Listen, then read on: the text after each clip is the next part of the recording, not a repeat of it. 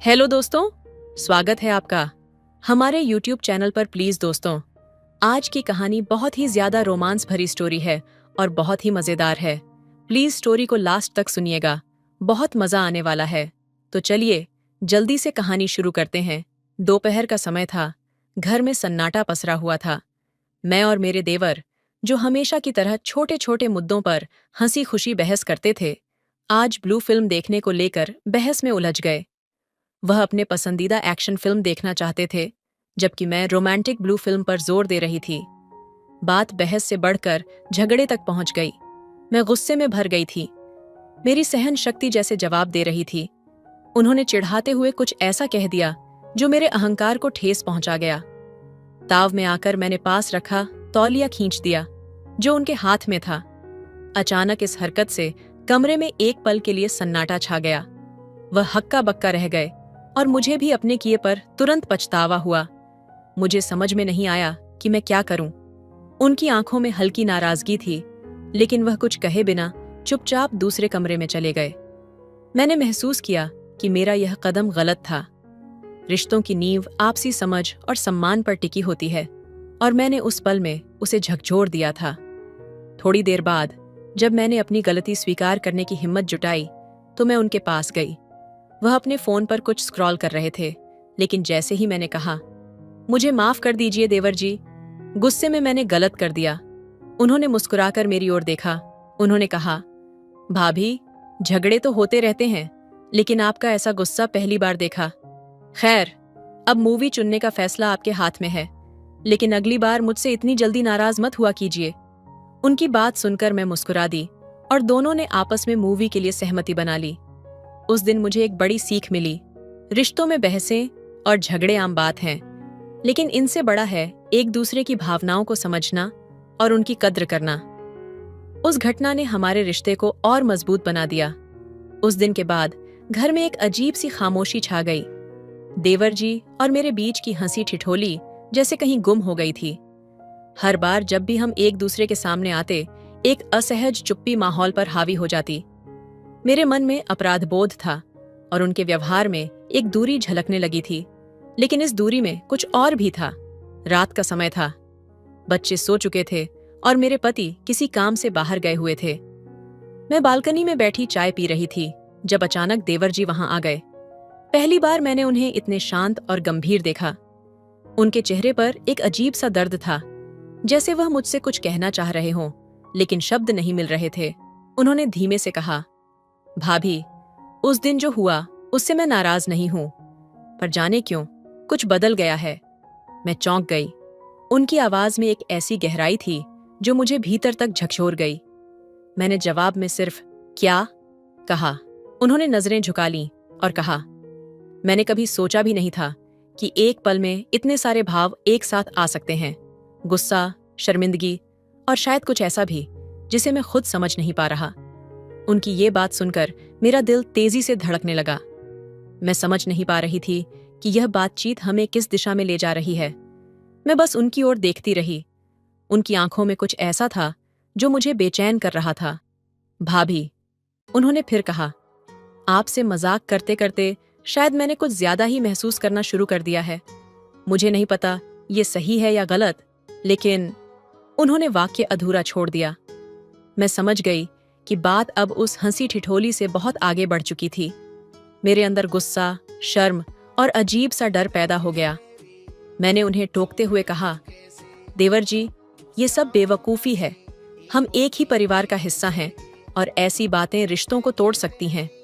वह चुप हो गए, लेकिन उनके चेहरे पर एक गहरी उदासी थी। अगले दिन से उनका व्यवहार बदल गया।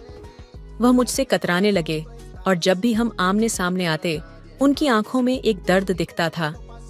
मुझे समझ नहीं आ रहा था कि इस स्थिति को कैसे संभालूं।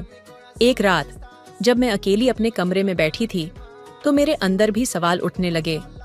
क्या मैं भी कुछ ऐसा महसूस कर रही हूँ जिसे मैं खुद से छिपा रही हूँ? क्या यह भावना महज एक भ्रम है या कुछ और? मेरे मन में हलचल मच गई। आने वाले दिनों में हमारे रिश्ते और जटिल होते गए। हमने एक दूसरे से बात करना लगभग बंद कर दिया, लेकिन हमारी खामोशी भी बहुत कुछ कह रही थी। मैंने खुद को अपने पति और परिवार के प्रति जिम्मेदारियों में व्यस्त रखने की कोशिश की, लेकिन हर बार उनकी आंखों का दर्द और उनकी बात मेरे जहन में गूंजने लगती। एक दिन जब हम अकेले घर में थे, उन्होंने अचानक कहा, भाभी, मैं अब यहाँ ज्यादा दिन नहीं रहूंगा। मैं अपने एक दोस्त के साथ बाहर शिफ्ट हो रहा हूँ। शायद इससे सब कुछ ठीक हो जाए। उनकी यह बात सुनकर मेरा दिल टूट गया, लेकिन मैंने इसे जाहिर नहीं होने दिया। मैंने बस कहा, यह सही होगा। उस रात मैं बहुत देर तक रोती रही। रिश्ते सिर्फ खून के नहीं होते, बल्कि वह भावनाओं से भी जुड़े होते हैं। और यहाँ भावनाओं का एक ऐसा जाल बन गया था जिसे न तो हम समझ पा रहे थे और न ही सुलझा पा रहे थे।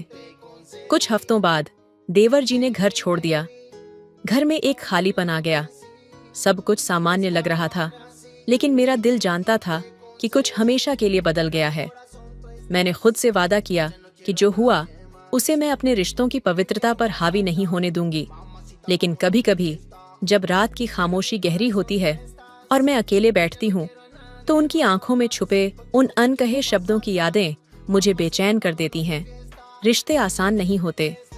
कभी कभी हम अपनी सीमाएं पार करने लगते हैं, लेकिन उन्हें समझदारी से संभालना ही सही होता है। कुछ बातें दिल में दबा देना ही बेहतर है, क्योंकि उनकी सच्चाई से सामना करने का साहस हमेशा नहीं होता। देवर जी के घर छोड़ने के बाद सब कुछ सामान्य सा लगने लगा था, लेकिन मेरे अंदर एक अजीब सी बेचैनी थी। मैंने खुद को समझाने की कोशिश की कि यह सिर्फ समय का असर है और धीरे धीरे सब ठीक हो जाएगा। पर हर बार जब मैं उनके कमरे के सामने से गुजरती, तो उनके खाली बिस्तर और सूने कमरे की यादें मुझे परेशान कर जातीं। रातों को जब सब सो जाते, मैं उनकी कही बातों को याद करती। उनकी आंखों में जो दर्द था, वो मुझे बार बार झकझोरता। क्या मैं भी कुछ ऐसा महसूस कर रही हूँ जिसे मैं स्वीकारने से डर रही हूँ? ये सवाल हर रात मेरी नींद उड़ा देता। एक दिन अचानक उनका फोन आया। उन्होंने कहा, भाभी, आप कैसी हैं? मैंने खुद को संयत रखते हुए कहा, सब ठीक है। तुम कैसे हो? फोन पर उनकी आवाज हल्की कांप रही थी। उन्होंने कहा, मैं ठीक हूं, लेकिन घर की बहुत याद आती है, और आपकी भी। उनकी यह बात सुनकर मेरे अंदर कुछ टूट गया। मैं चुप रह गई। उन्होंने फिर कहा, क्या मैं गलत हूं भाभी? जो कुछ भी मैं महसूस करता हूं, क्या वह सच में गलत है? मैंने हिम्मत जुटाते हुए कहा, हाँ देवर जी, ये गलत है। रिश्तों की मर्यादा को समझना जरूरी है। उन्होंने धीमे स्वर में कहा, मर्यादा के बारे में सोचते सोचते दिल से सच छिपाना आसान नहीं है। मैं जानता हूं कि आपको भी कुछ महसूस होता है, लेकिन आप इसे खुद से छिपा रही हैं। उनकी यह बात सुनकर मैं सुन्न हो गई। मेरे अंदर हजारों भावनाएं उमड़ रही थीं, गुस्सा, अपराध बोध और कहीं न कहीं एक अनकही ख्वाहिश। कुछ हफ्तों बाद मैं अपनी ननद की शादी में गई। परिवार का हर सदस्य वहां मौजूद था, और उसी बीच देवर जी भी आए। इतने दिनों बाद उन्हें देखकर मेरा दिल तेजी से धड़कने लगा। वह पहले से ज्यादा गंभीर और आत्मविश्वासी लग रहे थे, लेकिन उनकी आंखों में वही पुरानी तड़प छुपी हुई थी। शादी की हलचल के बीच एक रात जब मैं बालकनी में अकेली खड़ी थी, तो वह अचानक वहां आ गए। भाभी, आपसे एक बार और बात करनी थी, उन्होंने कहा। मैंने खुद को शांत रखते हुए कहा, क्या बात है? उन्होंने मेरी ओर देखते हुए कहा, आप मुझसे क्यों भाग रही हैं? आप यह क्यों नहीं मान लेती कि हमारे बीच जो कुछ है वह सिर्फ एक भ्रम नहीं है? उनकी यह बात सुनकर मैं असमंजस में पड़ गई। मैं जानती थी कि यह बात गलत दिशा में जा रही है, लेकिन मेरे अंदर कहीं न कहीं एक ऐसा कोना था जो उनकी बात को सच मानने के लिए तैयार था। देवर जी, रिश्ते केवल भावनाओं पर नहीं टिकते। हमें समाज, परिवार और मर्यादाओं का भी ध्यान रखना पड़ता है, मैंने कहा। उन्होंने धीरे से कहा, क्या आप अपने दिल की सच्चाई से हमेशा भागती रहेंगी भाभी? न कि आंखों में देखना मुश्किल हो गया। मैं वहां से चली गई, लेकिन उस रात मेरी आंखों से आंसू बहते रहे। शादी के बाद देवर जी ने हमारे घर आना लगभग बंद कर दिया। मैंने सोचा था कि वक्त के साथ यह सब भुला दिया जाएगा, लेकिन ऐसा नहीं हुआ। वह मेरे सपनों में आने लगे और उनकी बातें मेरे दिल में गूंजती रहीं। एक दिन जब मैं अपने पति के साथ बाजार में थी, तो अचानक देवर जी दिखाई दिए। उनके साथ एक लड़की थी। वह खुश दिख रहे थे, और मैंने पहली बार उनके चेहरे पर वह दर्द गायब देखा। ये कौन है? मैंने उनसे पूछा। उन्होंने मुस्कुराकर कहा, ये मेरी मंगेतर है, अगले महीने हमारी शादी है। उनकी बात सुनकर मेरे पैरों के नीचे से जैसे जमीन खिसक गई। मैंने खुद को संभालते हुए उन्हें बधाई दी, लेकिन उनके जाने के बाद मेरे अंदर का खालीपन और बढ़ गया। उस रात मैं अपने कमरे में अकेली बैठी रो रही थी। मैंने महसूस किया कि मैंने जो कुछ भी खो दिया वह कभी वापस नहीं आएगा। मेरे अंदर की क्षमकश ने मुझे एक ऐसे मुकाम पर ला खड़ा किया था जहां न मैं पीछे जा सकती थी और न आगे। देवर जी की शादी के बाद सब कुछ फिर से सामान्य लगने लगा। उन्होंने मुझसे कभी कोई बात नहीं की और मैंने भी खुद को उनके बिना जीना सिखा लिया। लेकिन कभी कभी जब मैं अकेली होती हूँ तो उनकी आंखों की वह तड़प और उनके अनकहे शब्द मुझे याद आते हैं। शायद यह वही अधूरा इश्क था जो अपनी जगह कभी नहीं पा सका।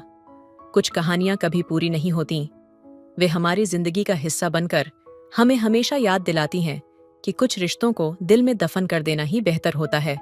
ये कहानी इस बात का प्रतीक है कि जिंदगी में हर भावना का सामना करना जरूरी है, लेकिन हर भावना को सही दिशा देना हमारी जिम्मेदारी है।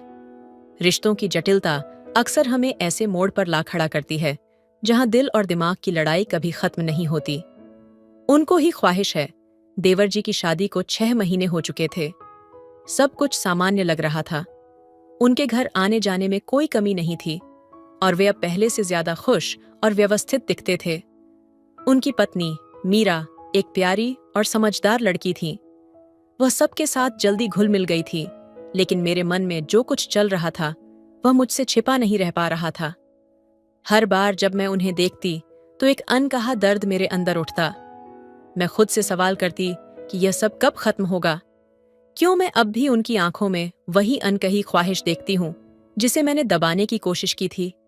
एक दिन घर में पूजा का आयोजन था। पूरा परिवार मौजूद था।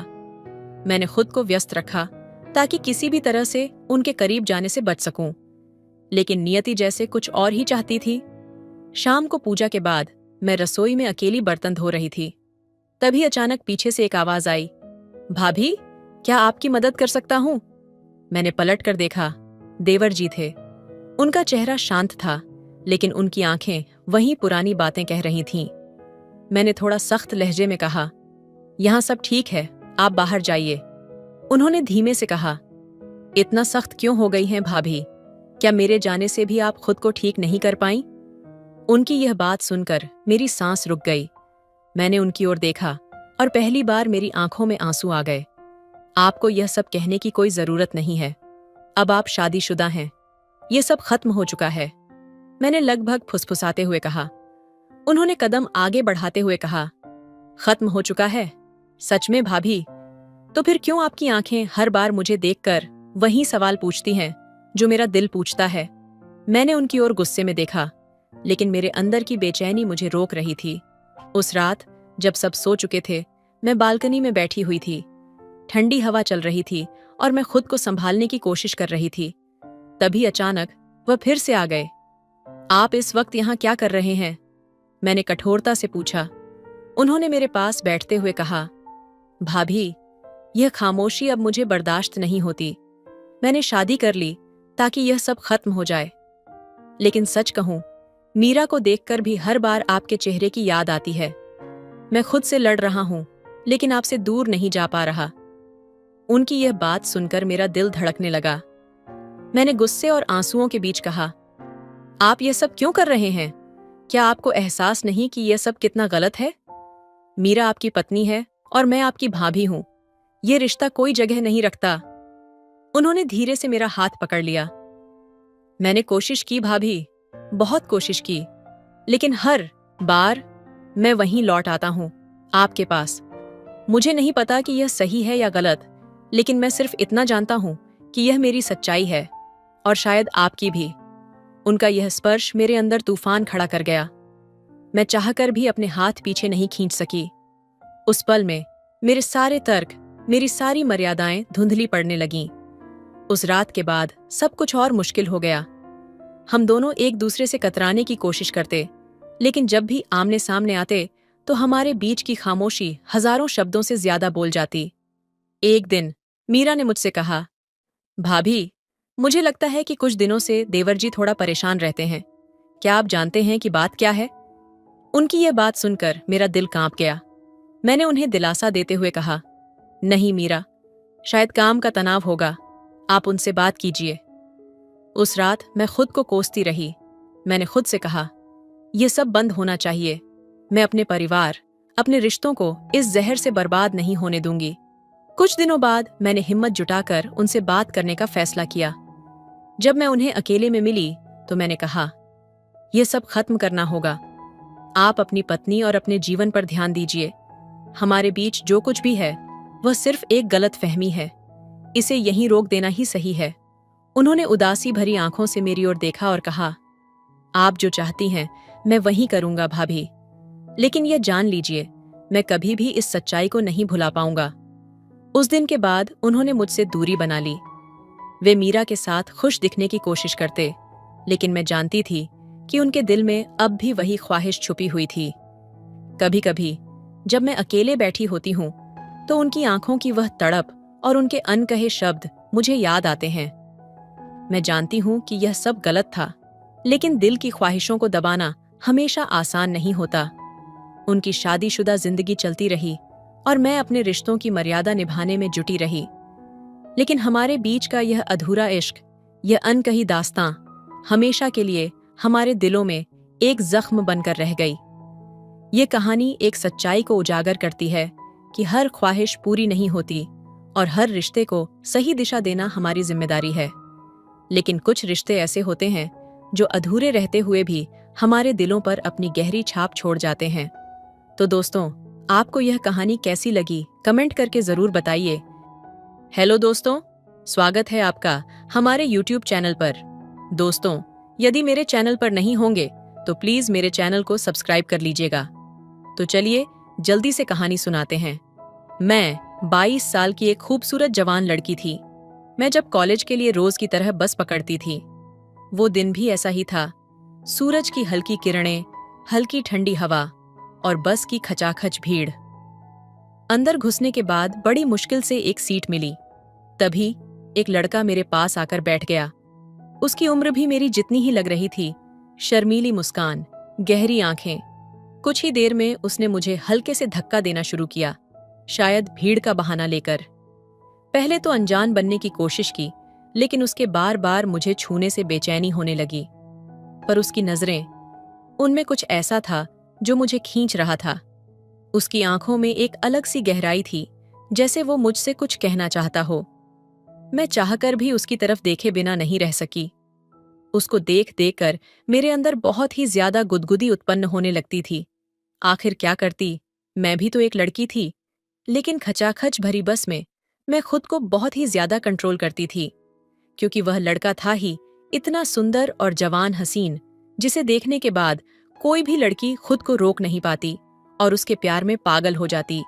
लेकिन चलते चलते बस में हम दोनों ने वह सब कुछ सोचने लगे।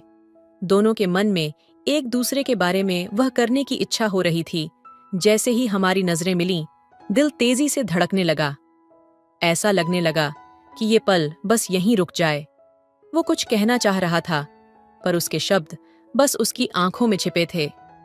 मेरी भी आंखों में हल्की सी मुस्कान झलक आई। पहली बार ऐसा महसूस हुआ जैसे किसी अजनबी से इतनी गहरी जुड़ाव हो सकता है। तभी बस ने अचानक जोर से ब्रेक लगाया। मैं अपना संतुलन खो बैठी और गिरने ही वाली थी कि उसने मुझे कसकर पकड़ लिया और ऐसी जगह पकड़ा कि मैं नारियल पानी निकलने लगी। उसकी पकड़ में एक अजीब सी सुरक्षा थी। मुझे लगा जैसे वो सिर्फ मेरे लिए ही वहां था। लेकिन तभी बस के बाकी यात्री जोर जोर से बातें करने लगे। मैं अपनी सीट पर लौट आई और देखा कि उसकी नजरें अब भी मुझ पर थीं। मैं कुछ बोलने की हिम्मत जुटा रही थी, तभी उसने धीरे से कहा, आप ठीक हैं? उसकी आवाज में सच्चाई और गहराई थी। मैंने हल्के से सिर हिलाया, लेकिन उससे कुछ पूछने से पहले ही बस रुक गई। वो लड़का उठा और उतरने की तैयारी करने लगा। मेरे दिल ने उसे रोकने के लिए पुकारा, पर शब्द होंठों तक नहीं आ पाए। मैंने बस उसे जाते हुए देखा। वो दिन बीत गया, लेकिन उसके बाद हर दिन बस में उसकी तलाश करती रही। वो फिर कभी नहीं मिला। आज भी जब उस दिन को याद करती हूँ, दिल में एक सवाल गूंजता है, क्या होता अगर मैंने उसे रोक लिया होता? क्या हमारी कहानी कभी अधूरी नहीं रहती? उस दिन के बाद हर सुबह बस में उसकी तलाश करना मेरी आदत बन गई थी। हर चेहरा देखकर लगता शायद वही हो, पर वो लड़का फिर कभी नहीं दिखा। उसका चेहरा, उसकी गहरी आंखें और उसकी मुस्कान सब मेरे जहन में ऐसे बस गए थे जैसे वो मेरे जीवन का हिस्सा हो। कई हफ्ते गुजर गए, लेकिन एक दिन कुछ ऐसा हुआ जिसने मेरे दिल को झकझोर दिया। कॉलेज से लौटते समय वही लड़का अचानक मेरी बस में चढ़ा। उसे देखकर दिल तेजी से धड़कने लगा। वह भी मुझे देखकर थोड़ा चौंक गया, लेकिन उसकी आंखों में एक चमक थी। उसने झिझकते हुए मेरी बगल वाली सीट पर बैठते हुए पूछा, आपने मुझे याद किया? उसकी बात सुनकर मैं थोड़ी शर्माई, पर सच ये था कि मैं हर पल उसी को सोचती थी। मैंने सिर झुका लिया। उसने मुस्कुराते हुए कहा, मैंने सोचा था कि फिर मिलेंगे या नहीं, लेकिन शायद किस्मत ने हमें मिलाने का फैसला कर लिया है। हमारी बातों का सिलसिला शुरू हुआ। उसकी हर बात में एक अलग सी मिठास थी। वो अपना नाम बताता, लेकिन मेरी दिलचस्पी उसकी बातों में इतनी थी कि मैंने नाम पर ध्यान ही नहीं दिया। जब भीड़ कम हुई, उसने धीरे से मेरे हाथ पर हाथ रखा। उसकी छुअन से मेरे रोंगटे खड़े हो गए। ऐसा लगा जैसे यह सब किसी फिल्म का हिस्सा हो, लेकिन तभी बस के अचानक रुकने से माहौल बदल गया। बस के बाहर सड़क पर लोगों की भीड़ जमा थी। वह लड़का घबराहट में बाहर देखने लगा। मैंने भी खिड़की से झांका। वहां खून से लथपथ एक आदमी पड़ा था और पुलिस आसपास खड़ी थी। लड़के का चेहरा एकदम सफेद पड़ गया। उसने मेरे हाथ को कसकर पकड़ते हुए कहा, मुझे जाना होगा। अगर तुमसे मुलाकात होती रही तो शायद तुम्हें मेरी सच्चाई पता चल जाएगी, और मैं नहीं चाहता कि तुम मुझसे नफरत करो। मैं कुछ कहती, उससे पहले ही वो बस से उतरकर भीड़ में गायब हो गया। उस रात मैं सो नहीं पाई। उसके चेहरे की बेचैनी, उसकी बातों की गूंज मुझे परेशान कर रही थी। अगले दिन मैंने उसके बारे में पता लगाने की कोशिश की। कॉलेज के पास की दुकानों और बस स्टॉप पर लोगों से पूछा, और फिर जो सच सामने आया उसने मेरे पैरों तले जमीन खिसका दी। वो लड़का एक ऐसा इंसान था जो एक गिरोह का हिस्सा था। चोरी, झगड़े और मारपीट में उसका नाम आता था। जिस दिन वो मुझसे पहली बार मिला था, उस दिन भी वो पुलिस से भाग रहा था। मेरी दुनिया जैसे टूट गई, लेकिन हैरानी की बात यह थी कि जितना मैं उससे दूर जाने की कोशिश करती, उसका ख्याल उतना ही मेरे दिल में गहराई तक बसता जा रहा था। वो मुझसे अलग था, खतरनाक, लेकिन फिर भी सच्चा। मुझे यकीन था कि उसके पास एक ऐसा दिल है जो शायद सिर्फ मेरे लिए धड़कता था। कुछ दिनों बाद एक रात मेरे घर की खिड़की पर हल्की आहट हुई। मैंने पर्दा हटाकर देखा तो वही लड़का था। उसके चेहरे पर गहरी चोट के निशान थे। उसने फुसफुसाते हुए कहा, मैं सिर्फ तुम्हें एक आखिरी बार देखने आया हूं। मुझे लगा बिना तुम्हें देखे मैं मर जाऊंगा। उसकी हालत देखकर मैं अंदर तक टूट गई। मैंने दरवाजा खोला और उसे अंदर बुला लिया। उसकी आंखों में पानी था, लेकिन फिर भी वो मुस्कुरा रहा था। उसने कहा, मैं जानता हूं कि हमारा साथ मुमकिन नहीं है, पर तुम्हें खोने का डर मुझे जीने नहीं दे रहा। उस रात हम घंटों बात करते रहे। उसने अपने अतीत की सारी सच्चाई मुझे बताई। उसने कहा, मैं इस दुनिया के लायक नहीं हूं, लेकिन तुमने मुझे जीने का एक मकसद दिया है। अगले दिन उसने कहा कि वो खुद को पुलिस के हवाले कर देगा ताकि अपनी गलतियों का प्रायश्चित कर सके। मैंने उसे रोका, लेकिन वो नहीं माना। जाते जाते उसने कहा, अगर किस्मत ने चाहा तो मैं लौट कर आऊंगा, लेकिन अगर नहीं आया तो ये याद रखना कि मेरी हर सांस में तुम थी। वो चला गया और उसके बाद मैं बस इंतजार करती रही। शायद आज भी करती हूँ। कुछ प्रेम कहानियां सिर्फ दिल में रह जाती हैं, अधूरी और अनकही। उसके जाने के बाद मेरे अंदर एक अजीब सा खालीपन था, जैसे उसने जाते जाते मेरी आत्मा का एक हिस्सा भी साथ ले लिया हो। हर रात जब खिड़की की ओर देखती तो ऐसा लगता जैसे वो अभी भी वहां खड़ा है, अपने उदास चेहरे के साथ। मैं उसकी बातों को याद करके खुद को समझाने की कोशिश करती कि उसने सही किया, लेकिन दिल मानने को तैयार नहीं था। वक्त बीत रहा था, मगर उसके बिना हर दिन भारी लगता। मैंने खुद को समझाया कि शायद ये हमारी कहानी का अंत है, लेकिन कहीं न कहीं एक उम्मीद जिंदा थी। फिर एक रात दरवाजे पर दस्तक हुई। मेरा दिल जोर से धड़कने लगा। क्या ये वही है? मैंने दरवाजा खोला तो सामने पुलिस वाला खड़ा था। उसके हाथ में एक चिट्ठी थी। उस चिट्ठी को पढ़ते ही मेरी आंखों से आंसू बह निकले। उसने लिखा था, तुम्हें आखिरी बार देखने के बाद मैंने हर गुनाह कबूल कर लिया, लेकिन सच मानो मेरा सबसे बड़ा गुनाह ये था कि मैंने तुम्हारे जैसे इंसान को अपने अंधेरे में खींचा। अब मैं खुद को माफ नहीं कर सकता। सजा मिलेगी, लेकिन उससे बड़ा दंड ये है कि मैं तुम्हें खो चुका हूं।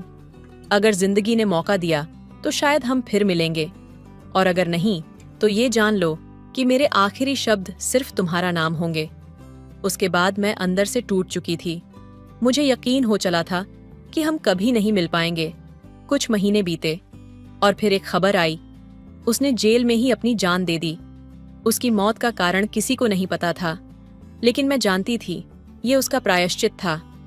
अब जब भी उसकी याद आती है, मैं खिड़की पर खड़ी हो जाती हूँ। हवा के झोंके से ऐसा लगता है जैसे वो मेरे पास है। उसकी आवाज, उसकी मुस्कान, सब कुछ अब भी मेरे साथ है। उसकी मौत की खबर के बाद मेरे भीतर कुछ टूट कर बिखर गया। ये ऐसा खालीपन था जिसे कोई शब्द, कोई आंसू भर नहीं सकता था। मैंने कई रातें जागकर बिताईं, उसकी चिट्ठी को बार बार पढ़ते हुए। हर शब्द ऐसा लगता था जैसे उसकी आवाज कानों में गूंज रही हो, लेकिन जितना मैं उसे याद करती उतनी ही गहराई में डूबती चली जाती। ये सोच सोच कर कि क्या मैं उसे रोक सकती थी? क्या अगर मैंने उसे पुलिस के हवाले जाने से रोका होता तो वो आज जिंदा होता?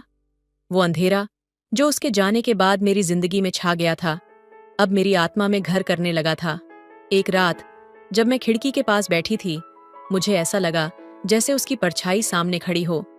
हवा से पर्दे सरसराए और मैंने उसकी गहरी आवाज सुनी, मैं वापस नहीं आ सकता, लेकिन तुम्हें ये जिंदगी यूं बर्बाद नहीं करनी चाहिए। मैंने चौंक कर इधर उधर देखा, लेकिन कोई नहीं था। ये सिर्फ मेरी कल्पना थी या शायद मेरा पागलपन। मगर उस रात के बाद उसके ख्यालों ने मुझे चैन से सोने भी नहीं दिया। उसकी मुस्कान, उसकी दर्द भरी आंखें, सब कुछ मेरे दिमाग में लगातार गूंजता रहा। धीरे धीरे मैं एक जुनून में बदलने लगी। मैं उसके अतीत के बारे में और जानने के लिए सब कुछ करने को तैयार थी। वो कौन था? किन हालात ने उसे इस रास्ते पर धकेला?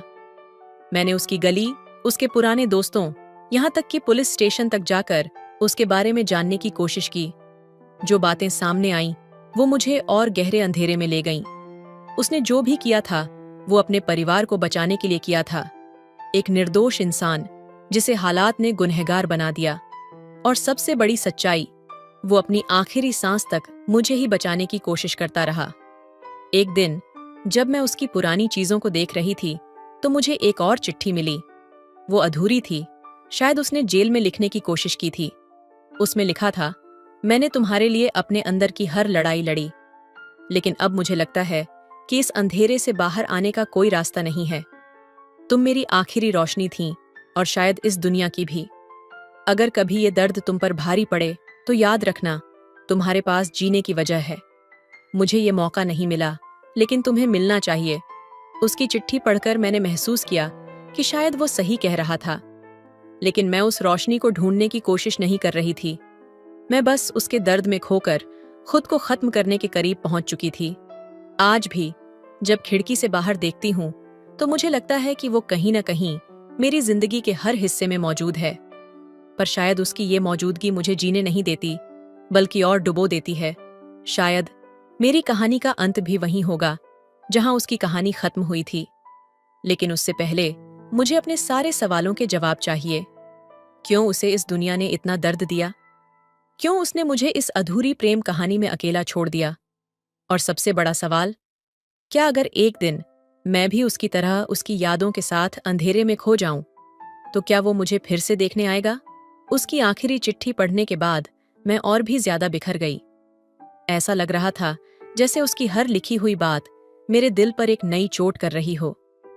उसके शब्द मेरे भीतर गूंजते रहे, लेकिन उनके पीछे का दर्द कहीं ज्यादा गहरा था। मैंने खुद को समझाने की कोशिश की कि उसकी मौत के बाद मुझे आगे बढ़ना चाहिए, लेकिन सच कहूं तो मैं आगे बढ़ना नहीं चाहती थी। हर दिन, हर पल उसकी यादें मुझे अंदर से खा रही थीं। उसकी मुस्कान, उसकी दर्द भरी आंखें, और वो रात जब उसने कहा था, अगर किस्मत ने चाहा तो मैं लौट कर आऊंगा। मुझे लगता था कि शायद किस्मत ने हमारी कहानी अधूरी ही लिखी थी, और इस अधूरेपन ने मेरी जिंदगी को ठहराव दे दिया।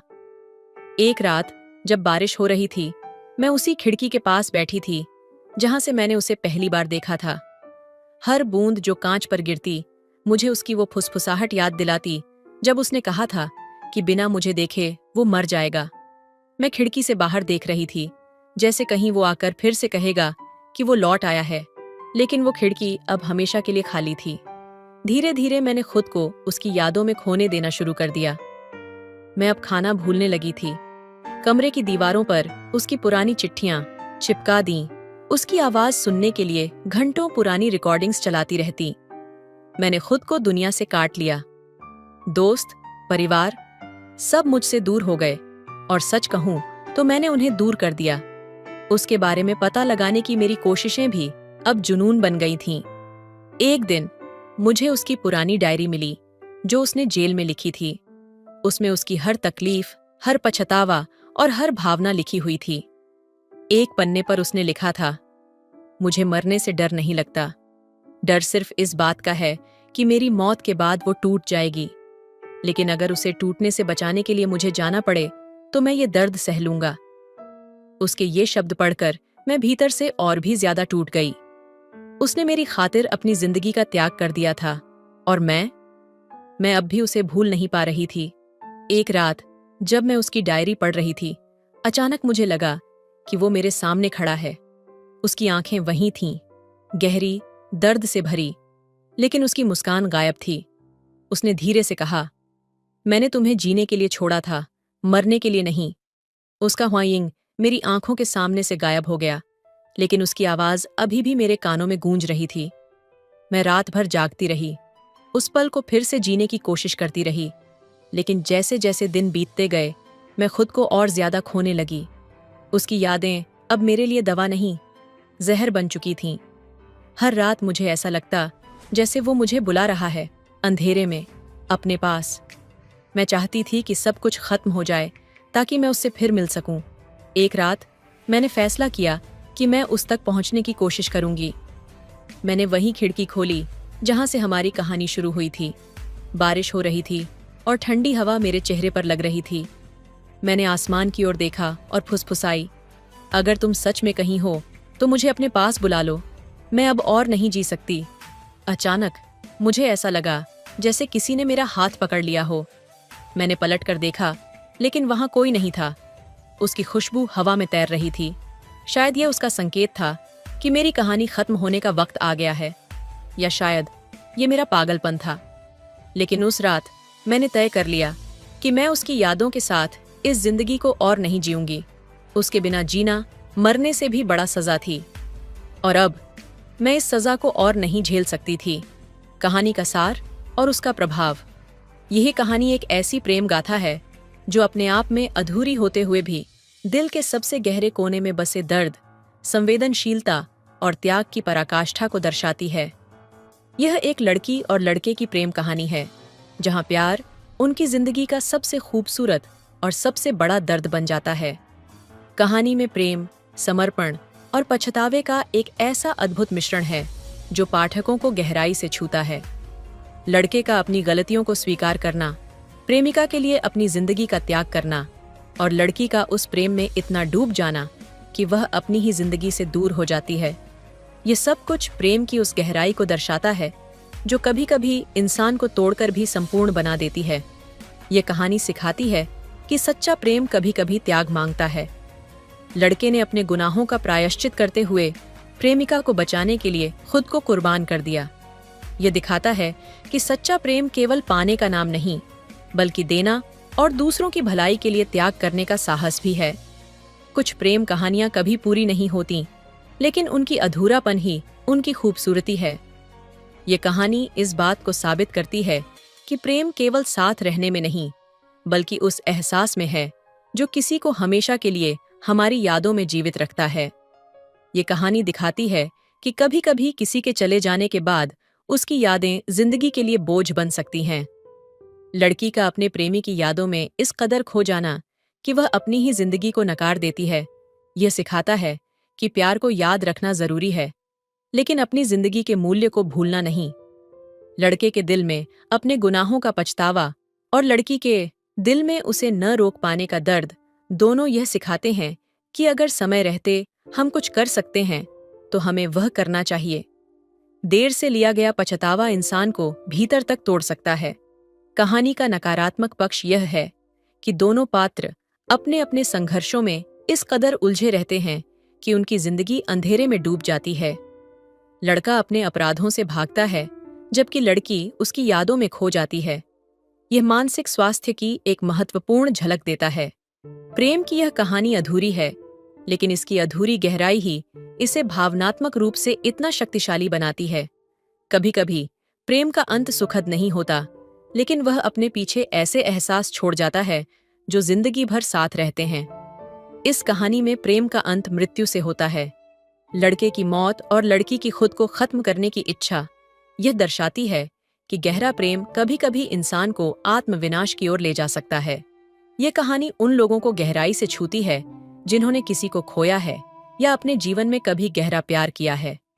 यह प्यार की उस निस्वार्थता को दिखाती है जो अपने आप में सबसे सुंदर और सबसे दर्दनाक होती है। कहानी यह संदेश देती है कि प्रेम कभी खत्म नहीं होता, वह हमें किसी न किसी रूप में हमेशा के लिए बदल देता है। लेकिन यह भी जरूरी है कि हम अतीत के दर्द को अपने वर्तमान पर हावी न होने दें। प्रेम को याद करना और उससे सीखना जरूरी है, लेकिन अपनी जिंदगी को जीना उससे भी ज्यादा जरूरी है। तो दोस्तों, आपको यह कहानी कैसी लगी कमेंट करके जरूर बताएं। मिलते अगली कहानी में, तब तक अपना ख्याल रखिए। धन्यवाद। मैं छोटी उम्र में ही बहुत जवान और खूबसूरत दिखती थी। मेरी उम्र सिर्फ 14 साल थी, लेकिन मेरा जिस्म भरा हुआ था और मैं 20 साल की लड़की लगती थी। मैं सब बहनों से छोटी थी, लेकिन अपनी जिस्म की वजह से मैं उनसे बड़ी और खूबसूरत लगती थी। इतनी छोटी उम्र में मैं 40 नंबर पहनती थी। मैं जब भी बाहर जाती तो हर कोई मेरी तरफ देखता। मैं जिस गाड़ी में स्कूल जाती वह ड्राइवर भी मेरे ऊपर नजरें जमाए रखता। स्कूल में टीचर मेरे सर पर जानबूझकर आकर खड़ा हो जाता था। मुझे यह सब कुछ बहुत अजीब लगता था। एक दिन मैं बाजार कपड़े खरीदने गई तो मैं एक बहुत बड़ी शॉप पर दाखिल हुई। मुझे एक जोड़ा पसंद आ गया। मैंने दुकानदार से कहा कि मैं यह पहनकर चेक करना चाहती हूँ। दुकानदार मेरी तरफ देखकर फौरन मान गया। कहने लगा, मैं भी आपसे यही कहने वाला था कि आप यह पहनकर चेक कर लें। मेरे घर वाले बाहर बेंच पर बैठे हुए थे। मैं चेंजिंग रूम में कपड़े पहनने लगी। दुकानदार मेरे पास आ गया और मेरे मुंह पर हाथ रख लिया। कहने लगा, आवाज मत निकालना, मैं तुम्हें यह सूट फ्री में दूंगा। बस तुम्हें 5 मिनट अपने दोनों। मेरे मुंह में। हेलो दोस्तों, स्वागत है आपका हमारे YouTube चैनल पर। दोस्तों, आपसे विनती है कि मेरी चैनल को सब्सक्राइब कर लीजिएगा और कहानी को लास्ट तक सुनिएगा।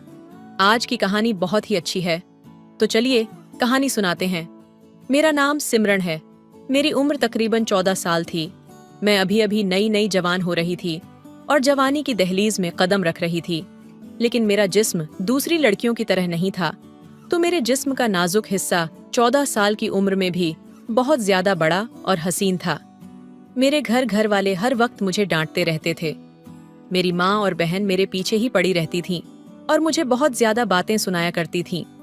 छोटी सी उम्र में ही मेरे सर पर इतना बड़ा दुपट्टा ओढ़ दिया गया था। मैं अभी सही तरह से दुपट्टा भी संभाल नहीं सकती थी। जब मेरा दुपट्टा गिर जाता तो मेरी माँ मुझे बातें सुनाती और कभी कभार एक हाथ लगा भी देती कि तुम्हें जरा भी अकल नहीं है, तुमसे दुपट्टा भी नहीं संभाला जाता, दुपट्टा ठीक से लिया करो, बेशर्म कली की। लेकिन उनकी बातें मेरे समझ में नहीं आती थीं। उनकी बातें मेरे सर से ऊपर गुजर जाती थीं।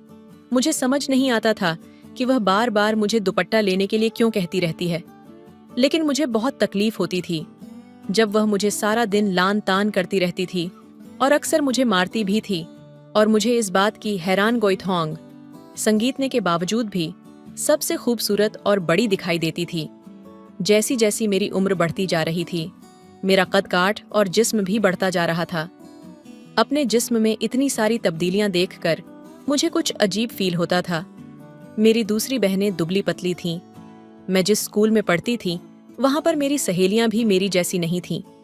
वह भी बिल्कुल नॉर्मल लड़कियों की तरह होती थीं। मेरी उम्र की लड़कियां भी बिल्कुल ऐसी नहीं थीं। मेरी माँ को हर वक्त मेरी फिक्र लगी रहती थी। मेरी हम उम्र लड़कियां स्कूल में दुपट्टा लेकर नहीं आती थीं, लेकिन मेरी माँ मुझे सख्ती से दुपट्टा लेकर जाने देती थीं। मैं माँ से बहुत बार कहती कि माँ, मुझसे दुपट्टा ओढ़ा नहीं जाता, और मेरी सहेलियों भी बिना तो दुपट्टे के ही स्कूल आती है। मुझे दुपट्टे की वजह से बहुत गर्मी लगती है, लेकिन मेरी माँ चिल्लाकर बोली, गर्मी गई भाड़ में, तुम ये चादर जरूर लोगी, ऐसा ना हो तुम्हारी वजह से हमें कोई परेशानी झेल न पड़े। मेरी माँ मुझे हर वक्त डांट रहा। मेरी बाकी बहनों से तो वह प्यार से बात करती, लेकिन मुझ पर हर वक्त चिल्लाती रहती। फिर हमारी स्कूल से छुट्टियां हो गईं, क्योंकि ईद करीब थी। आज चांद रात थी। हमारे सारे घर वाले बाजार जाने का प्रोग्राम बना रहे थे। मैंने अपने माँ बाप से कहा कि मैं भी आपके साथ बाजार चलूंगी, तो उन्होंने फौरन कह दिया कि तुम बिल्कुल नहीं जाओगी, तुम्हें घर पर ही रहना होगा। चांद रात को बाजार में बहुत रश होता है और बहुत सारे बुरे बुरे लड़के फिरते रहते हैं। तो मैंने माँ से कहा, मेरा उन लड़कों से क्या लेना देना, मैं उनके लिए थोड़ी जा रही हूँ। मैं तो बाजार आपके साथ घूमने के लिए जा रही। जाहिर है ईद है, मुझे अपने लिए कुछ चीज भी लेनी है। अभी मैं अपने माँ से यह बात कर रही थी कि मेरी बहन झट से बोली हूँ कि अगर हम तुम्हें अपने साथ बाजार ले गए तो बाजार के सारे बुरे लड़की तेरे पीछे पड़ जाएंगे और सबकी नजर तुझ पर ही होगी।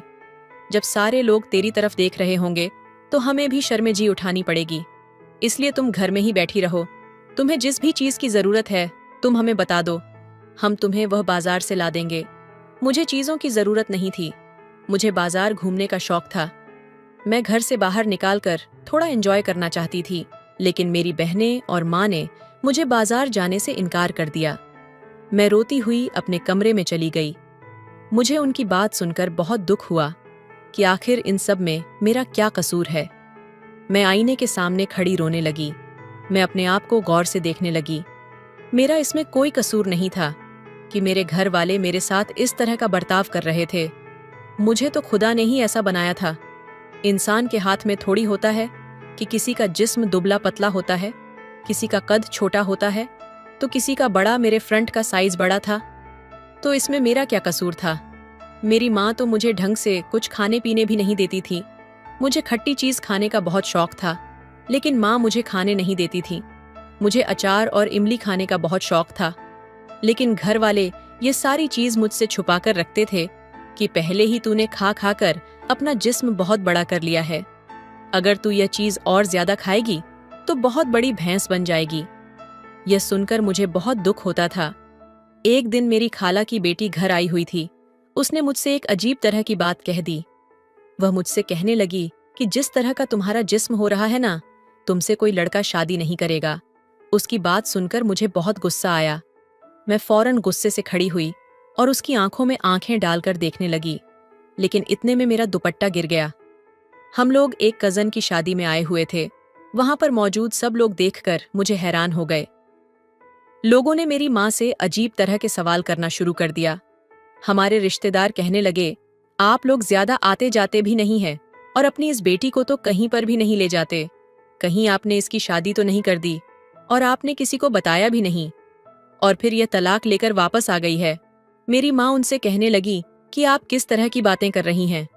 मेरी बेटी तो अभी कुंवारी है, उसकी तो अभी शादी की उम्र भी नहीं हुई। मुझे यह सारी बातें सुनकर बहुत ज्यादा दुख हुआ। उस दिन के बाद से मम्मी ने भी मुझे किसी की शादी पर ले जाना बंद कर दिया। हालांकि यही तो वह उम्र थी जब इंसान शादियों पर जाकर एंजॉय करता है, अच्छे अच्छे कपड़े पहनता है और खूब खाना खाता है। लेकिन मेरी माँ ने तो मेरा कहीं भी आना जाना बंद कर दिया। जैसे जैसे मैं बड़ी होती जा रही थी, मेरे लिए और ज्यादा मुसीबतें बढ़ने लगीं। मुझे कपड़े भी बहुत जल्दी तंग हो जाते थे, इसलिए नए कपड़े लेने पड़ते थे, जिस पर माँ मुझे डांट थी कि तेरा बाप कोई बहुत बड़ा रईस नहीं है जो तुझे हर 4 महीने बाद नया जोड़ा लेकर दे। मैं इस तरह की सारी बातें सुन सुनकर तंग आ चुकी थी। मेरी एक क्लासमेट थी, वह मेरी बहुत अच्छी दोस्त थी। उसका भाई दुबई रहता था। एक दिन मैंने उससे से बात की। उसने मुझसे कहा कि एक दवा होती है जिससे यह मसला हल हो सकता है। अगर तू वह मेडिसिन खा ले तो तू भी बाकी लड़कियों की तरह नॉर्मल हो जाएगी। लोगों की बातें सुन सुनकर मेरे दिमाग में एक बात बैठ चुकी थी कि मैं नॉर्मल नहीं हूं। मैंने उसे कहा कि प्लीज मेरी मदद करो, प्लीज मुझे वह मेडिसिन ला दो, मैं तुम्हें जितने पैसे कहोगी ला दूंगी। ये कहकर मैं पुरसुकून हो गई। 2-3 बाद एक दिन माँ मेरे पास आई और कहने लगी, तुम्हारे लिए एक रिश्ता आया है मुझसे कहने लगे कि तुम तैयार रहना। मैं हैरान हो गई। हालांकि मुझसे बड़ी अभी बहनें थीं, अभी उनकी शादी नहीं हुई थी और मैं सबसे छोटी थी, तो मुझे क्यों सबसे पहले ब्याह रहे थे। मैं उनके लिए एक तरह का बोझ थी। जल्द से जल्द वह मुझसे जान छुड़वाना चाहते थे। माँ की बात सुनकर मैं बिल्कुल खामोश हो गई। मैं माँ से झगड़ा नहीं करना चाहती थी, क्योंकि वह मेरी माँ थी, लेकिन उन्हें शायद इस बात का एहसास नहीं था कि मैं भी उनकी बेटी हूँ, और वह भी। सबसे छोटी छोरी बेटियां तो बहुत लाडली होती हैं, लेकिन मेरे लिए ऐसा कुछ नहीं था। सबसे ज्यादा बातें में ही सुन रही थीं। अपने वजूद की वजह से पता नहीं मुझे क्या क्या सहाना पड़ रहा था। इसलिए घर वाले मेरे जिस्म की वजह से ही मेरी शादी सबसे पहले करना चाहते थे। शाम को मैंने काला जोड़ा पहन लिया। मेरी माँ मेरे कमरे में आई और मुझे देखा। मैंने कहा, माँ, मैं कैसी लग रही हूँ? यकीनन मैं बहुत खूबसूरत लग रही थी, क्योंकि काला रंग मुझ पर बहुत जचता था। मेरी माँ ने मेरी बात का जवाब देने की बजाय मुझसे एक सवाल पूछ लिया। तुमने इस सूट के साथ यह दुपट्टा क्यों लिया है? मैंने कहा, इसके साथ यही दुपट्टा है। मैंने कहा, यह बहुत छोटा है। माँ ने दूसरी बहन को आवाज दी कि दूसरा दुपट्टा लेकर आओ, वह इस सूट के साथ चल जाएगा।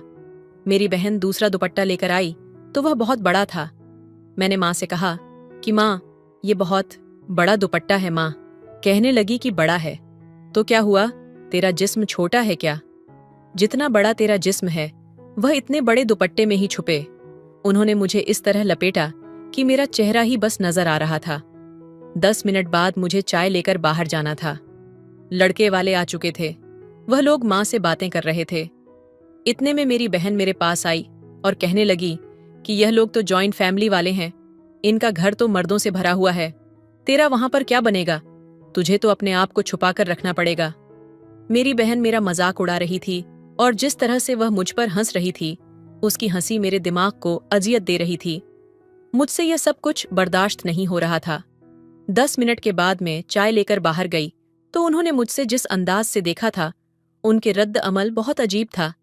लेकिन जैसे ही मैं सोफे पर बैठी तो मेरा दुपट्टा कुछ सरक सा गया, क्योंकि मुझसे इतना बड़ा दुपट्टा संभाल नहीं जाता था। दुपट्टा गिरने की वजह से उनकी नजर मेरे जिस्मों पर पड़ गई तो उनकी एक औरत माँ से कहने लगी, बहन, क्या आपकी बेटी की शादी पहले भी हो चुकी है? तो मेरी माँ ने कहा कि नहीं, इसकी शादी कहाँ से हुई है, यह तो सबसे छोटी है। असल में बड़ी वाली पढ़ाई में बहुत लायक है, तो हम चाहते हैं कि वह पढ़ाई करती रहे और कुछ बन जाए, उसके बाद उसकी शादी करवा देंगे। लेकिन वह कहने लगे कि यह तो हमें शादीशुदा लग रही है, ये तो 2-3 बच्चों की माँ लग रही है। गैर शादीशुदा लड़की तो बहुत पतली होती है, लेकिन आपकी बेटी का जिस्म जिस तरह का जिस्म नजर आ रहा है, ऐसे लग रहा है कि जैसे ये 2-3 बच्चों की माँ है और इस वक्त भी हाला लग रही है। मेरी माँ ने कहा कि ऐसी नहीं, कोई बात नहीं है, हम आपको कसम देने के लिए तैयार हैं। अब इससे से ज्यादा और क्या हो सकता था। उन्होंने कहा कि नहीं, हमें तो मामला ही कुछ और लग रहा है। हमारा इकलौता बेटा है, हमारा बेटा बहुत लाडला है। आजकल तो लोग ठीक ठाक लड़कियों की ही मुंह भर भर के बातें करते हैं। अगर हम आपकी बेटी को ब्याह कर ले गए तो सारी जिंदगी लोगों के ताने सुनने पड़ेंगे। हम आपसे माफी चाहते हैं। मुझे उनके इनकार सुनकर बहुत दुख हुआ। हमारे मोहल्ले में अक्सर लोग अगर लड़की को ना पसंद करते तो वह मुंह पर कुछ नहीं कहते, बल्कि इतना कह देते हैं कि वह फोन पर बता देंगे। लेकिन उन्होंने तो मुझे मुंह पर ही इनकार कर दिया था। वह लोग तो चले गए, लेकिन माँ ने मेरी पिटाई करना शुरू कर दी। तेरे इतने सारे रिश्ते रिजेक्ट हुए हैं, लेकिन इस दफा जो मुझे बातें सुनने को मिली है, मैं जिंदगी भर नहीं भूलूंगी। मैं एक अच्छी औरत हूँ, सारी जिंदगी में इज्जत से गुजारी है, लेकिन सिर्फ तेरी वजह से मुझे ऐसी ऐसी बातें सुनने को मिल रही हैं। मैंने ऐसी बातें कभी नहीं सुनी थी। मुझे माँ की बातों पर बहुत दुख हुआ। मैंने 2 दिन तक खाना नहीं खाया, लेकिन किसी ने मुझसे यह तक नहीं पूछा। फिर आखिर मेरी दोस्त मुझसे मिलने आई। उसने चोरी चोरी मुझे वह मेडिसिन पकड़ा दी। उसने कहा कि तुम्हारी मेडिसिन आ गई है। मैंने कहा कि मुझे अब इसकी जरूरत नहीं है। वह लोग मुझे नापसंद कर गए हैं, उन्होंने शादी से इनकार कर दिया है। जिस पर मेरी दोस्त कहने लगी, अरे पागल, वह आखिरी लोग थोड़ी है, क्या दुनिया में लड़के खत्म हो गए हैं? तुम्हारे लिए और भी रिश्ते आ जाएंगे, तुम ये गोलियां खाकर स्मार्ट हो जाओ। इसके बाद मेरी दोस्त चली गई। मैंने जज्बात में आकर वह गोलियां खा लीं। मैंने कुछ दिन से खाना भी नहीं खाया था, जब मैं बाहर निकली तो मेरी तबीयत खराब हो गई और मैं बेहोश हो गई। खैर, मेरी तबीयत खराब होने के बाद मेरे घर वालों को कुछ मुझ पर रहम आया। मैंने सोचा कि मेरे घर वाले मुझे मेरे कमरे में लेकर आए हैं, शायद उन्हें मुझ पर रहम आ गया होगा। लेकिन जैसे ही मेरी माँ कमरे में दाखिल हुई, उन्होंने मेरे मुंह पर थप्पड़ मारा। मुझे उनसे इस रवैया की अपेक्षा नहीं थी। मेरे अवसान खत्म हो गए। फिर वह मुझसे कहने लगी, बेशर्म लड़की, तुझे शर्म नहीं आई? तू किस तरह की मेडिसिन मंगवा रही है? ये किस तरह की मेडिसिन है जो तू खा रही है और इसी तेरा ये हाल हुआ है? इसका मतलब तेरे इरादे कुछ और है। तू जानबूझकर अपना आप सबको दिखा रही है, तो सबको बताना चाहती है कि तू बहुत मोटी ताजी है, तेरा जिस्मानी हुस्न बहुत बड़ा है, तुझे शर्म नहीं आती। ऐसा करते हुए मुझे तुझसे ऐसी उम्मीद नहीं थी, मुझे अपनी माँ से इस तरह की उम्मीद नहीं थी। कुछ भी हो जाता, मगर उनको यह सब नहीं करना चाहिए था। अब तो मैं अपनी माँ की तरफ देख भी नहीं रही थी, बस रोए जा रही थी। माँ ने वह गो बाथरूम में फेंक दी और पानी बहा दिया। मैं रोए जा रही थी, लेकिन मेरी माँ ने मुझे देखा तक नहीं। इस बात को कहीं दिन गुजर गए। सब घर वाले मुंह से नाराज थे। कोई मुझे खाना भी नहीं पूछता था, मुझसे बात भी नहीं करता था। ऐसा लगता था कि मैं मेंटली मरीज बन जाऊंगी और पागल हो जाऊंगी। फिर मेरे लिए एक रिश्ता आया। लड़की की माँ देखने आई, लेकिन लड़की की माँ अकेली मुझे देखने आई थी, लेकिन उसकी आंखें कमजोर थीं। मैं चुपचाप उनके सामने बैठी रही और मैंने अपने आप को चादर में छुपाए रखा। उनके जाने के बाद मेरी बहनें मेरा और ज्यादा मजाक बनाने लगीं कि अगर मेरी सांस की आंखें कमजोर ना होती तो वह भी तुझे ना करके जाती, उसे क्या पता तेरा जिस्म कैसा है कैसा नहीं। मैंने उनकी किसी भी बात का जवाब नहीं दिया। मैंने अपने लिए लड़ना छोड़ दिया था, क्योंकि मुझे पता था कि शादी के बाद मुझे और भी बुरे हालात का सामना करना पड़ सकता था। न जाने मेरा पति मेरे साथ क्या करेगा। मैंने सब कुछ सुनने की आदत बना ली थी। जब मेरी शादी की तैयारी चल रही थी तो मेरी सास ने मेरे लिए बहुत सारे कपड़े बनाकर भेजे। मेरी सास मुझसे बहुत प्यार से बातें करती थी। मेरी सास ने बताया कि एक दफा कपड़े पहन कर देख लो। मेरी बहन के मुंह से निकल गया कि अभी तो शायद पूरे आ भी जाएंगे, लेकिन बाद में हो सकता है कि तंग हो जाए। मेरी सास ने कहा कि तुम ऐसी बातें क्यों कर रही हो?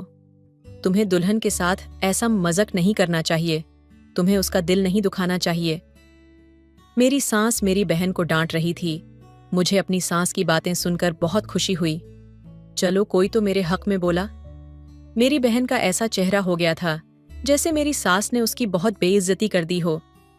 मुझे पहली बार ऐसा लगा था कि कोई तो है जो मेरा साथ दे रहा है, लेकिन मेरी सास की नजर कमजोर थी। अगर वह मुझे देख लेती तो शायद वह मेरा साथ ना देती। मैंने अपने पति की तस्वीर देखी हुई थी, वह दिखने में स्मार्ट लगते थे। मेरी सास ने मुझे बताया कि उनका एक ही बेटा है, वह बहुत जज्बाती और गुस्से वाला है, इसलिए मुझे ऐसी लड़की चाहिए जो सब्र कर सके। आज मेरी शादी की रात थी। मेरा पति आने वाला था। मुझे मालूम था कि मेरा पति मुझे देखकर बहुत बुरा भला कहेगा। मुझे उसकी बातें सुननी पड़ेगी। सारी जिंदगी यह सब कुछ बर्दाश्त करना पड़ेगा। मेरे पति ने कमरे में कदम रखा। उसने अपनी शेरवानी उतारकर एक टेबल पर रख दी। इस वक्त वह सलवार कमीज में था। मेरे पति ने मेरा घूंघट हटाया और मेरी तारीफ करने लगा। कहने लगा कि तुम बहुत खूबसूरत हो। मुझे संगीत संगीत हैरान गोइथोंग फोन पर किसी से बात कर रहे थे। शायद उन्हें कोई मुबारकबाद दे रहा था। मेरे पति उसको जवाब दे रहे थे कि खुदा ने मुझ पर बहुत कर्म किया है, मुझे एक बहुत अच्छी साथी मिला है, मैं उससे बहुत खुश हूं। मुझे लगता है कि मेरी जिंदगी अब बहुत अच्छी गुजरेगी। मुझे हमेशा से ऐसी बीवी का साथ चाहिए था जो इतनी खूबसूरत हो और इतनी समझदार भी। पति की बातें सुनकर मैं हैरान रह गई कि क्या मैं वाकई उन्हें इतनी पसंद आई हूं, और वह ऐसी बीवी चाहते थे। शादी के कुछ दिन बाद हमारे घर वालों ने हमारे लिए डिनर रखा। मैं अपने पति के साथ तैयार होकर अपने घर पहुंचे तो मेरी माँ ने मुझे फौरन देखकर कहा, तुमने ये कैसे कपड़े क्यों पहन रखे हैं? मैंने अपनी माँ से कहा कि आपको ये सब कहने की अब जरूरत नहीं है, मैंने बहुत अच्छे कपड़े पहने हुए हैं और मेरे पति को ये पसंद है। मेरी माँ मेरी तरफ हैरान गोइथोंग। संगीत मेरे पति ने मेरी माँ की तरफ देखा तो कहा, क्या बात है आंटी, कोई परेशानी है? उन्होंने कहा, नहीं बेटा, हम खाना खाने बैठे तो मेरी दूसरे बहनें भी मौजूद थीं। मेरी पति ने उनके सामने मेरी तारीफ की। उसने कहा कि जब से यह मेरी जिंदगी में आई है, मेरी जिंदगी मुकम्मल हो गई है। मैं बहुत खुश हूँ। मेरी बीवी मेरा बहुत ख्याल रखती है। हम दोनों ने एक ही प्लेट में खाना खाया। फिर वह मुझे बाहर घूमने ले गए। उन्हें मुझे कोई बड़ी चादर ओढ़ने का भी नहीं कहा। उनके पास एक बड़ी कार थी। उन्होंने कहा कि गाड़ी में ही तो बैठना है। मेरे पति मेरे साथ बहुत अच्छी तरह से पेश आ रहे थे। बार बार मुस्कुराकर मेरी तरफ देख रहे थे। वह हर थोड़ी देर बाद मेरे कान में सरगोशी करते और हम दोनों हंसते थे। माँ और मेरी बहन हम दोनों को अजीब तरह से देख रही थी। वह हैरान हो रही थी कि इसके पति ने तो इसे हाथ का छाला बनाकर रखा हुआ है, और यह शादी के शुरू में ही नहीं हुआ। आज हमारी शादी को 7 साल हो गए हैं। मेरे 3 बच्चे हैं और आज भी मेरे पति का रवैया मेरे साथ वैसा ही है। हम लोग बहुत खुश हैं। जो अच्छे लोग होते हैं उनको किसी बात से फर्क नहीं पड़ता। मेरे माँ और बहनों ने मेरे दिल पर बहुत जख्म लगाए, पर मेरे पति ने वह सारे जख्म भर दिए। मैं शादी से पहले बहुत दुख झेले थे, लेकिन मेरे पति ने उन दुखों को सुखों में बदल दिया। और यह सब कुछ सिर्फ मेरी सास की वजह से मुमकिन हुआ है, जिन्होंने मेरे पति की इतनी अच्छी तरबियत की है। मेरे 2 बेटे और 1 बेटी हैं। मेरे 2 बेटे और मैं अपने बेटों की भी ऐसी तबीयत करूंगी जो प्यार मुझे मेरी माँ से नहीं मिला, वह प्यार मैं अपनी बेटी को दूंगी। और जो परवरिश मेरी सास ने मेरे पति की है, वह मैं अपने बेटों की करूंगी। पति ने वह सारे जख्म भर दिए जो कभी दिल में गहरे घाव की तरह थे। शादी से पहले जो कड़वाहट और अकेलापन था, वह अब सुकून और खुशियों में बदल चुका है। इस बदलाव की जड़ें मेरी सास की परवरिश में थीं, जिन्होंने अपने बेटे को इंसानियत, प्यार और समझदारी का पाठ पढ़ाया। अब मेरी दुनिया मेरे पति और मेरे 3 बच्चों के इर्द गिर्द सिमटी हुई है। 2 बेटे और 1 बेटी। हर दिन उनके साथ बीतता है तो लगता है जैसे जिंदगी ने मुझे दूसरा मौका दिया हो। मैं अपने बच्चों को उस तरह की परवरिश देना चाहती हूँ जो सिर्फ बाहरी सफलता पर नहीं, बल्कि इंसानियत, सम्मान और प्रेम पर आधारित हो। जहां मैं एक ओर अपनी बेटी को वो सारा प्यार दूंगी जिसकी कमी मैंने अपने बचपन में महसूस की थी, वहीं अपने बेटों को ऐसे इंसान के रूप में तैयार करूंगी जो हर रिश्ते में संतुलन और गरिमा बनाए रखें। मैं चाहती हूँ कि मेरे बेटे भी अपने भविष्य की जिंदगी में अपनी अपनी पत्नियों को वही आदर और प्यार दें जैसा उनके पिता ने मुझे दिया है। हर रात जब मैं अपने बच्चों को सोते हुए देखती हूँ तो मेरी आंखों में एक चमक आ जाती है। ऐसा लगता है जैसे उनके सपने मेरी आंखों में बस गए हों। मैं चाहती हूँ कि वे अपने जीवन में हर मुश्किल का सामना उसी हौसले और धैर्य से करें जैसा मैंने किया। एक दिन मेरी बेटी मेरे पास आई और पूछा, माँ, आप इतनी मजबूत कैसे बन गईं? मैं मुस्कुराई और कहा, बेटी, जब जिंदगी तुम्हें तोड़ने की कोशिश करे तो समझ लो कि वो तुम्हें फिर से नए सांचे में ढालने की तैयारी कर रही है। बस खुद पर और अपने अपनों पर विश्वास रखना। अब मेरा हर दिन मेरे बच्चों को वो सिखाने में बीतता है जो मैंने अपने जीवन के उतार चढ़ाव से सीखा है। मेरी कहानी सिर्फ मेरे दर्द से शुरू हुई थी, लेकिन अब यह उम्मीद और प्यार का ऐसा सिलसिला बन चुकी है जो मेरी आने वाली पीढ़ियों को भी रोशनी दिखाएगी। रात का सन्नाटा घर में गहराई से फैला हुआ था। कमरे में धीमी रोशनी थी और मैं अपने बच्चों के सोने के बाद शांत पल का आनंद ले रही थी। चाय का कप मेरे हाथ में था और मेरी आंखें खिड़की से बाहर आसमान में टिमटिमाते तारों पर टिकी थीं। उन तारों को देखकर मुझे अपनी पुरानी जिंदगी के वो दिन याद आने लगे जब हर सपना अधूरा लगता था। मैंने बहुत छोटे सपने देखे थे जो उस वक्त की मुश्किलों में कहीं खो गए थे। माँ का प्यार मेरे लिए कभी वो जगह नहीं भर पाया जिसकी मुझे जरूरत थी। मेरे पिता भी दुनिया से बहुत पहले चले गए थे और मैं हमेशा खुद को अधूरा महसूस करती रही। लेकिन जब मेरी शादी हुई और मैंने अपने पति को जाना तो लगा कि ईश्वर ने मेरी प्रार्थना सुन ली थी। उन्होंने न केवल मेरी जिंदगी को संवारा, बल्कि मेरे आत्मविश्वास को भी एक नई ऊंचाई दी। मेरे पति ने मेरे भीतर छुपी हर ताकत को पहचाना और उसे संवारने में मेरी मदद की। उनकी यही बातें मुझे मेरे बच्चों की परवरिश में गहराई तक प्रेरित करती हैं। एक दिन मेरे छोटे बेटे अय्यान ने मुझसे पूछा, माँ, आप हमेशा कहती हैं कि हम अच्छे इंसान बने, लेकिन अच्छा इंसान बनना इतना जरूरी क्यों है? मैंने उसके नन्हे चेहरे को देखा और कहा, बेटा, इस दुनिया में हर किसी के पास बहुत कुछ हो सकता है, शक्तियां, दौलत और शोहरत। लेकिन अगर इंसान के पास दयालुता और प्यार न हो तो वह सब बेकार है। अच्छा इंसान बनकर ही तुम दूसरों की जिंदगी बदल सकते हो, जैसे तुम्हारे पिता ने मेरी जिंदगी बदली। उस दिन अयान ने मुझे बड़े ध्यान से सुना। मुझे यकीन हुआ कि मेरे बेटे मेरे शब्दों को समझ रहे हैं। मैं चाहती थी कि मेरे बच्चे केवल अपने लिए नहीं बल्कि दूसरों के लिए भी जीना सीखें। मेरी बेटी आरोही भी मेरी चिंता का केंद्र थी। बचपन में जो भावनात्मक खालीपन मैंने झेला था वह मैं उसे कभी नहीं महसूस होने देना चाहती थी। मैं हमेशा कोशिश करती कि वह हर पल मुझसे खुलकर बात कर सके। एक शाम वह मेरे पास आई और कहा, माँ, क्या आप कभी डरती थीं? उसका सवाल मेरे दिल को छू गया। मैंने उसे अपने पास बिठाया और कहा, डर तो हर किसी को लगता है बेटी, लेकिन जब तुम्हारे पास सही लोग और सही कारण हों तो डर को हरा देना आसान हो जाता है। मैंने भी बहुत बार हार मानने की सोची थी, लेकिन तुम्हारे पिता और तुम्हारी दादी ने मुझे हमेशा हिम्मत दी। अब मैं तुम्हें वह सिखाना चाहती हूँ ताकि तुम्हें कभी अकेलापन महसूस न हो। उस रात जब आरोही सोने चली गई तो मैंने खुद से वादा किया, मैं अपने बच्चों को वही नींव दूंगी जो मुझे कभी नहीं मिली। प्यार, सहारा और वह आत्मविश्वास जो उन्हें हर चुनौती से पार पाने की ताकत देगा। साल दर साल मेरी कहानी केवल मेरी नहीं रही, ये मेरी सास, मेरे पति और अब मेरे बच्चों की कहानी बन चुकी थी। मैंने अपने बच्चों के साथ हर दिन जीने का एक नया सबक सीखा। मेरे बेटों के अंदर अपने पिता जैसी समझदारी और विनम्रता देखती हूँ, और मेरी बेटी में वह ताकत जो उसे किसी भी मुश्किल से लड़ने का साहस देगी। लेकिन सबसे बड़ी खुशी मुझे तब होती है जब मेरे बच्चे आपस में प्यार और सहारा बांटते हैं। हर रात जब मैं उन्हें गले लगाकर कहती हूँ, मैं तुमसे बहुत प्यार करती हूँ, तो उनकी आंखों की चमक मुझे यकीन दिलाती है कि मैंने सही रास्ता चुना है। ये कहानी यहीं खत्म नहीं होती।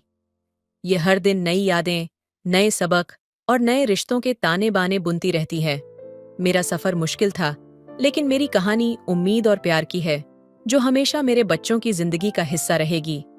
तो दोस्तों, आपको ये कहानी कैसी लगी कमेंट करके जरूर बताएं। मिलते हैं अगली कहानी में, तब तक अपना ख्याल रखिए। धन्यवाद।